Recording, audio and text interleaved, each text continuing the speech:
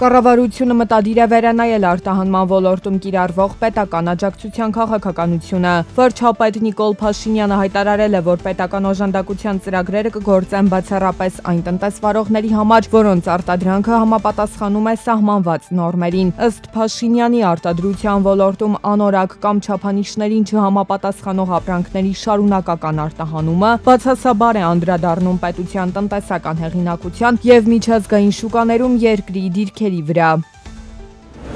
Հունիսի 1-ից 17-ը Հայաստանից արտահանվել է 411 տոննա ջերմատնային բանջարեղեն և ելակ, ինչպես նաև մոտ 1,8 միլիոն հատ թարմ ծաղիկ։ Արտահանման ծավալների գերակշիռ մասն ուղղվել է Վրաստան և Ուզբեկստան։ Հաշվետու ժամանակահատվածի վերջին օրերին մեկնարկել է Ծիրանի արտահանումը, որի ծավալն արդեն կազմել է 162 տոննա։ Ծիրանի առաջնային խմբաքանակներն ուղղվել են ուկրաինական և վրացական շուկաներ։ Այս մասին հայտնում են էկոնոմիկայի նախարարությունից։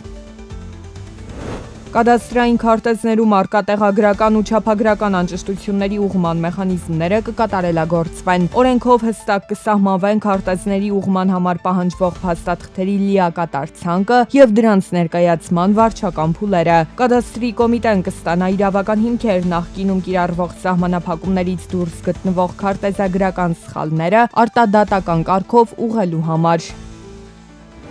Պետական եկամուտների կոմիտեն մինչև ընթացիկ տարվա վերջ առավելագույնս կընդլայնի դրոշմապիտակավորման ենթակա ապրանքների ցանկը։ Համակարգում ներառվելու են բոլոր հնարավոր ապրանքախմբերը, անկախ դրանց միավորի ցածր արժեքից, եթե համախառն շրջանառության ծավալները հարկային վերահսկողության անհրաժեշտություն են առաջացնում։ Զուգահեռաբար կառավարությունը դիտարկելու է դրոշմապիտակների տրամադրման շուկայում այլընտրանքային օպերատորների և նոր մեխանիզմների ձևավորման հնարավորությունները։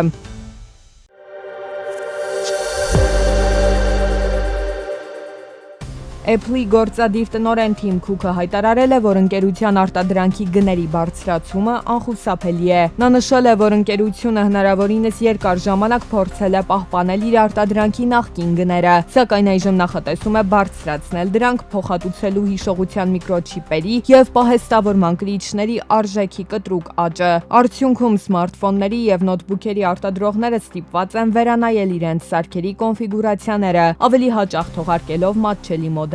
օպերատիվ հիշողության փոքր ծավալով։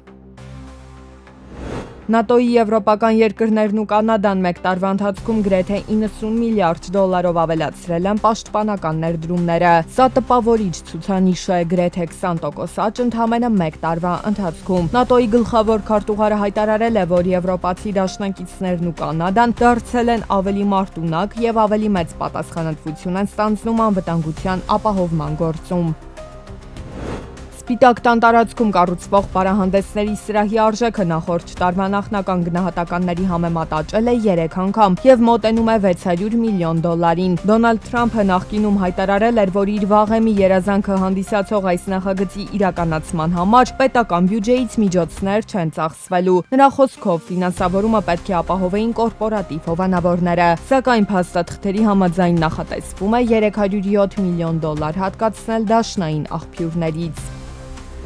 Ամերիկացի ձեռնարկատեր Իլոն Մասկին պատկանող SpaceX ընկերության շուկայական կապիտալիզացիան հասել է 2.85 տրիլիոն դոլար։ Այս ցուցանիշով SpaceX-ը առաջ է անցել ամերիկյան Amazon կորպորացիայից։ Հունիսի 12-ին SpaceX-ը տեղաբաշխել էր իր բաժնետոմսերը։ Արդյունքում Իլոն Մասկը դարձել է աշխարհում առաջին մարդը, որի կարողությունը գերազանցել է 1 տրիլիոն դոլարի սահմանագիծը։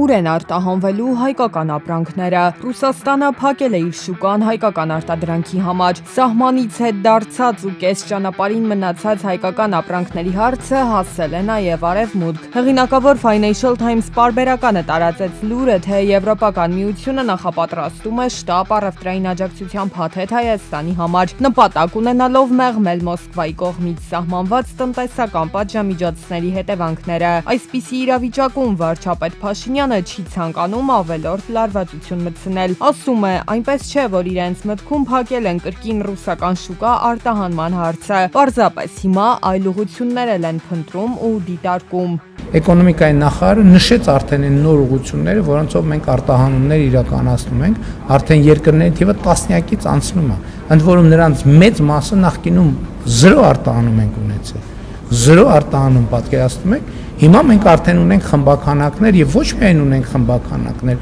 մենք արդեն ունենք պայմանագրեր։ Փաշինյանի արձանագրած արտահանման ուղղություններից են օրինակ Վրաստանը, Ուզբեկստանը, Արաբական Միացյալ Էմիրությունները, Իրանը, Ուկրաինան, եվրոպական մի քանի երկրներ, ինչպես նաև Բելարուսն ու Ղազախստանը։ Այն շուկաները, որոնք բացվել են հիմա,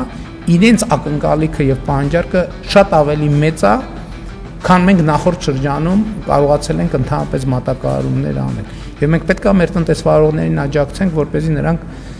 իրենց արտադրանքի ծավալները մեծացնեն, որպեսզի երկարաժամկետ կարողանան ոչ միայն կարճաժամկետ խնդիր լուծել, այլ երկարաժամկետում իրենց ներկայությունը ապահովել այդ շուկաներում։ Նոր շուկաները ինչպես ունեն իրենց դրական, այնպես էլ բացասական կողմերը։ Օրինակ, Եվրամիության երկրները հեռու են Հայաստանից ու բնական է, որ որոշ ապրանքատեսակների պահպանման ժամկետն անցնելու է, ապրանքը փչանա ու կրկին տնտեսվարողը փաստի առաջ կանգնի։ Նոր պայմանագրեր կնքելն էլ է ժամանակատար գործընթաց, բայց այստեղ եւս Փաշինյանը խնդիր չի տեսնում։ Չկա այդպիսի տնտեսվարող,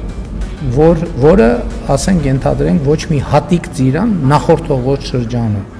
չի փչանում, չկա այդպիսի բան։ Վարդելա փչանում, ծիրանելա փչանում, դեղցելա փչանում, դա արտադրական process-ի անբաժանելի մաս է։ Ինչ վերաբերում է TRIP-ին, վարչապետը հայտարարեց, վերջերս Միացյալ Նահանգներում որոշում է կայացվել ֆինանսավորման վերաբերյալ, ընդ որում TRIP-ին մեծ ֆոնդ է հատկացված։ Հայկական կողմն էլ իր հերթին ցանկանում է հնարավորինս արագ գնալ առաջ, առանց ֆորմալությունների սպասելու։